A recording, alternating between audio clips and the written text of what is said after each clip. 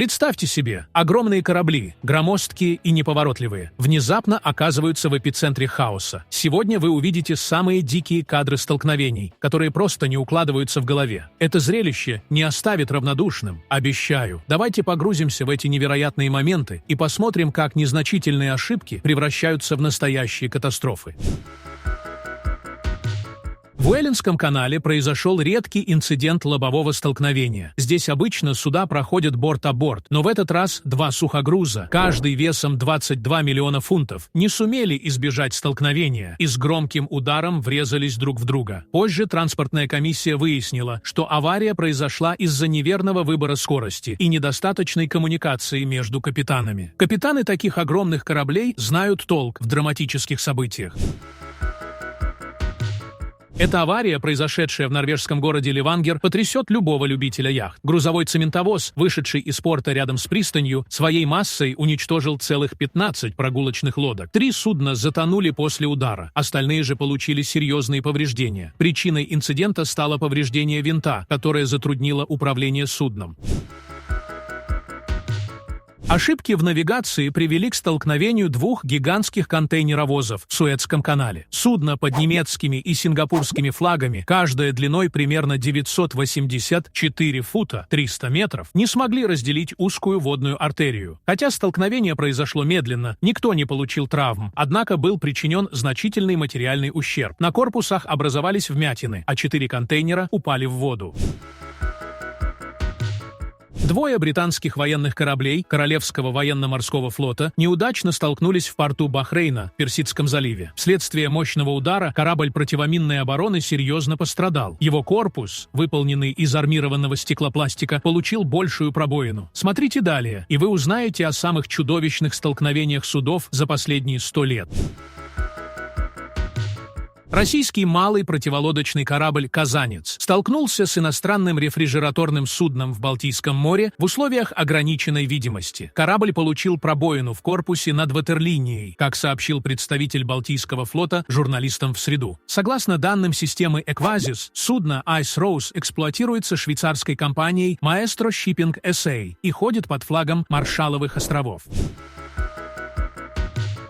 29 февраля 2020 года в порту Аделаиды, Южная Австралия, произошло столкновение двух судов. Около 4 часов 38 минут местного времени в условиях темноты и хорошей видимости рыболовецкое судно Сандгропер, заходившее в порт, столкнулось с сухогрузом Акалейд-2, который выходил из порта. Инцидент произошел недалеко от входа в портовый канал, вскоре после выхода Акалейд-2 из него. Столкновение привело к серьезным повреждениям конструкции Сандгропер и незначительным повреждениям Акалейд-2. Пострадавших на судах не было. Австралийское бюро транспортной безопасности установило, что ни одно из судов не осуществляло должного наблюдения с использованием всех доступных средств перед столкновением. Таким образом, ни одно из судов не осознавало риска столкновения со стороны другого судна до самого последнего момента, когда предотвратить аварию было уже невозможно. Экипаж Акалейд-2 не полностью оценил ситуацию на воде и вероятность столкновения вне пределов портового канала до выхода из него. Капитан Сандгропер впервые увидел Акалейд-2, когда тот еще находился в канале. Поэтому он не знал, что сухогруз вышел из канала и что их пути пересекаются. После инцидента на Сандгропер был установлен транспондер автоматической идентификационной системы. Компания Inca Ships, управляющая Акалейд-2, провела навигационный аудит судна и предложила ряд улучшений в управлении ресурсами на мостике.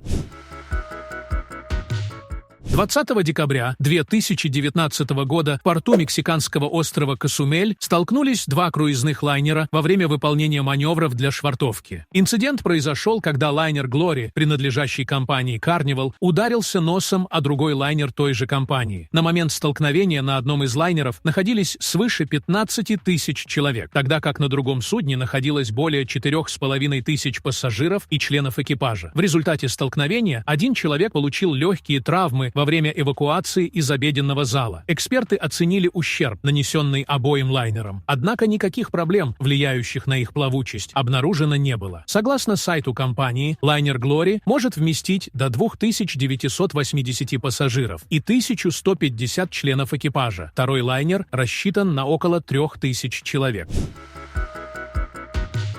26 мая 2019 года в водах Тихого океана, неподалеку от восточного побережья Японии, столкнулись два японских грузовых судна, в результате чего одно из них пошло ко дну. Происшествие случилось около 2 часов ночи по местному времени, приблизительно в 7,5 милях от города Инубасаки, префектуре Тиба. На борту затонувшего судна находилось 5 членов экипажа, одному из которых удалось выжить. Еще 2 моряков были найдены мертвыми внутри корпуса судна. 2 членов экипажа признали пропавшими без вести. Позже водолазам удалось обнаружить тело еще одного моряка. Представителям береговой охраны сообщили, что в момент столкновения в этом районе наблюдался густой ночной туман. В феврале 2010 года в глубинах Атлантического океана произошло столкновение 2 стратегических атомных подводных лодок, вооруженных баллистическими ракетами с ядерными боеголовками. Это были субмарины стран НАТО, британская «Венгард» и французская «Триумфатор». На каждой из лодок в момент аварии находилось по 250 членов экипажа и по 16 межконтинентальных баллистических ракет. Обе подводные лодки получили серьезные повреждения. Британцам пришлось буксировать свою подлодку в один из шотландских портов, тогда как французские моряки смогли самостоятельно добраться до Бреста. Единственное возможное объяснение этой аварии заключается в том, что при погружении под воду подводные лодки теряют значительную часть своей способности ориентироваться в пространстве и полагаются главным образом на звуковую информацию. Тем не менее, несмотря на свой вес в миллионы фунтов и большие размеры, такие субмарины способны развивать скорость до 30 узлов и более, что эквивалентно 37-46 милям в час. За окружающей обстановкой следят члены экипажа, акустики, которые непрерывно мониторят ситуацию снаружи, используя наушники и экраны. В начале 1990-х годов XX века в территориальных водах России, вблизи острова Кильдин в Баренцевом море, проводились учения Северного флота, за которыми внимательно наблюдала американская атомная подводная лодка «Батон-Руж». Основное внимание американцев привлекала российская подлодка «Краб», ставшая важной частью нового проекта по созданию серии подводных субмарин. Американское судно кружило именно возле этой подлодки. В какой-то момент акустики «Батон-Руж» потеряли сигнал и перестали отслеживать местонахождение краба, поэтому решили начать подъем на перископную глубину. Однако оказалось, что они оказались прямо над российской подлодкой, которая выполнила аналогичное маневрирование. Краб был спроектирован для работы в суровых северных водах по толстым слоям льда, поэтому его прочный титановый корпус фактически раздавил американскую подлодку. Единственное спасение для последней заключалось в низкой скорости движения краба. Российская субмарина практически не пострадала, в то время как американская лодка оказалась полностью выведенной из строя. В 1987 году филиппинский паром «Донья Пас» столкнулся на полной скорости с танкером «Вектор», перевозившим бензин и другие нефтепродукты. Катастрофа произошла поздней ночью, когда многие пассажиры уже спали. Расследование показало, что причиной трагедии стала небрежность команд обоих судов. Было установлено, что на судах отсутствовала необходимая навигационная аппаратура. Официальные данные сообщали о наличии на борту парома 1553 человек, 1493 пассажира и 60 членов экипажа. Однако реальная цифра была гораздо выше. Спустя годы специальная комиссия, проводившая расследование катастрофы, заявила, что на борту парома находился 4341 пассажир. Выжить удалось лишь 24. Семьям погибших были выплачены денежные компенсации в 2018 году. Еще одна крупная авария с участием подводных лодок произошла в 1969 году, когда американская атомная подлодка «Гэтоу» столкнулась с советской К-19, выполнявшей учебные задания на Северном полигоне. До столкновения советские подводники даже не подозревали о присутствии американской субмарины поблизости. Экипаж подлодки СССР завтракал, когда почувствовал мощный удар по корпусу подлодки, движущейся со скоростью 6 узлов. В результате субмарина начала быстро погружаться на глубину. Спасение судна стало возможным только благодаря оперативным и точным действиям капитана Лебедько, который приказал запустить турбины и двигаться полным ходом. Впоследствии на базе были обнаружены значительные вмятины на корпусе подлодки, и лишь спустя много лет выяснилось, кто стал виновником этих повреждений. 25 ноября 1917 года в Нью-Йорке на французское судно «Монблан» погрузили около 5,5 миллионов фунтов взрывчатых веществ, предназначенных для доставки в Бордо. Канадский город Галифакс был промежуточным пунктом на маршруте. При входе в гавань загруженное судно столкнулось с норвежским пароходом «Имо». На «Монблане» мгновенно вспыхнул пожар. Экипаж успел быстро покинуть корабль. Горящий корабль привлек внимание жителей Галифакса, которые начали собираться на набережной. Наполненное взрывчаткой судно взорвалось, убив около 2000 человек. Еще примерно столько же числится пропавшими без вести. Тысячи местных жителей получили тяжелые ранения. Весь район в северной части Галифакса оказался разрушенным.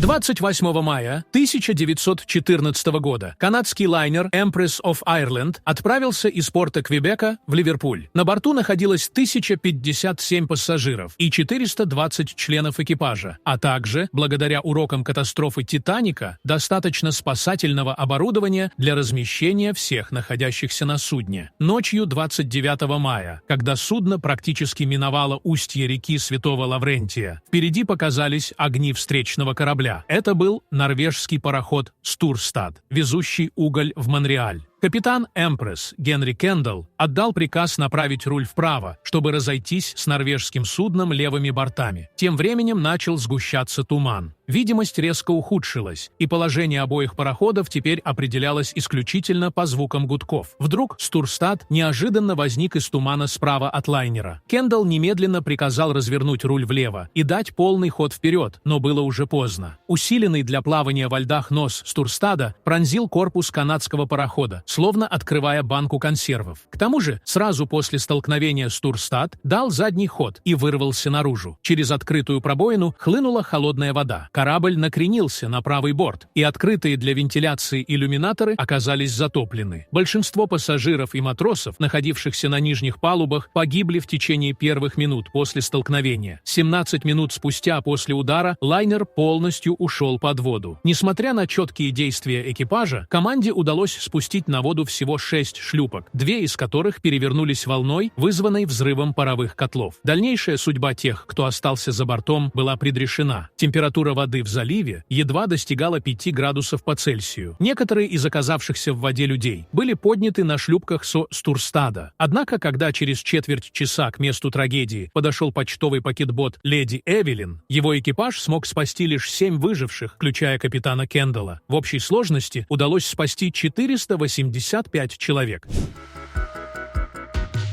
После гибели «Титаника» на канадский пассажирский лайнер «Императрица Ирландии» установили новейшее оборудование для обнаружения айсбергов. Судно пересекало Атлантику, направляясь из Англии в Канаду. Беда настигла лайнер во время 96-го рейса в 1914 году. «Императрица Ирландии» столкнулась с норвежским углевозом «Сторстад». Судно затонуло за 14 минут в заливе Святого Лаврентия. Из 1477 человек выжили 463. В ходе расследования команды пассажирского лайнера и углевоза обвинялись в грубом нарушении правил движения судов во время тумана. Столкновения морских судов часто происходят по вине экипажа, за исключением чистой случайности и погодных условий. Многие из них приводят к масштабнейшим катастрофам с огромными потерями. Я же, друзья, хочу сделать вам интересное предложение. У вас есть уникальная возможность стать частью нашей команды. Если вы владеете навыками видеомонтажа, можете озвучивать ролики на русском, английском и других языках,